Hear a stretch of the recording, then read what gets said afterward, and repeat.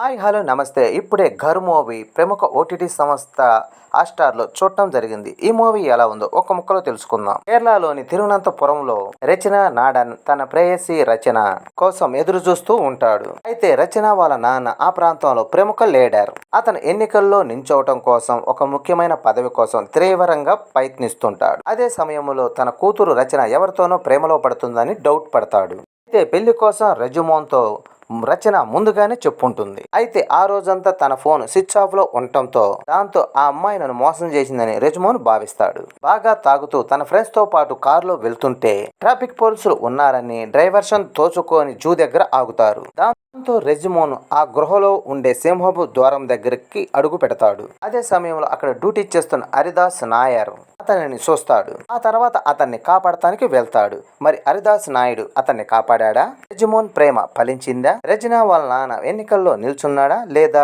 ఇవన్నీ విషయాలు తెలుసుకోవాలంటే మూవీ చూడాల్సిందే.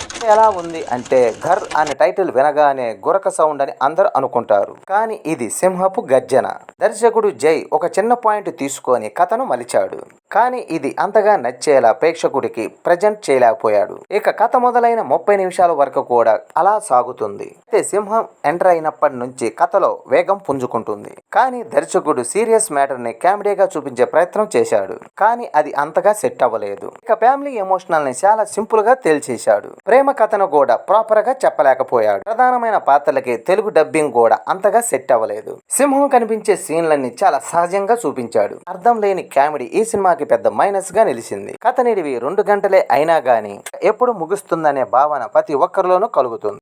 కథని పాలిటిక్స్ తో లింక్ చేసిన సినిమాలు బోలెడన్ని వచ్చాయి. ఈ మూవీతో పోల్చుకుంటే అవే కాస్త బెటర్ గా ఉంటాయి. మంజుమేల్ బాయ్స్ ప్రేరణగా తీసుకొని ఈ సినిమాని చేద్దామనుకున్నారు. దర్శకుడు దానంత ఇంపాక్ట్ చూపించలేకపోయాడు. ఇక ఈ మూవీలో అడల్ట్స్ సీన్స్ లేవు, అశ్లీల పదాలు లేవు. ఇక ఈ మూవీలో సినిమాటోగ్రఫీ విజువల్స్ బాగున్నాయి. ఎడిటింగ్ విషయంకి వస్తే ఇంకాస్త కత్తెరగా పనిచెప్పాల్సిన అవసరం ఉంది. ఈ మూవీకి బ్యాక్గ్రౌండ్ మ్యూజిక్ పర్వాలేదనిపించాడు.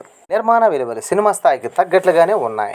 నటీనటుల పర్ఫార్మెన్స్ రెజ్మోన్ నాడర్గా కుచ్చుకో బోపన్ పాత్రలో ఒదిగిపోయాడనే చెప్పాలి. ఇక హరిదాస్ నాయర్గా సూరజ్ ఇంజమూడు అద్భుతంగా నటించాడు. ఇతుల నాయర్గా స్మృతి రామచందరన్ మంచి నటనతో ఆకట్టుకున్నారు. రచనగా అనగా నటనతో మెప్పించారు.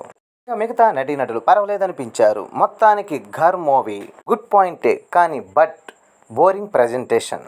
ఓటీటీయే కాబట్టి జస్ట్ వన్ టైం చూసేయండి. ఈ వీడియో నచ్చితే లైక్ చేయండి, షేర్ చేయండి, ప్లీజ్ సబ్స్క్రైబ్ చేయండి.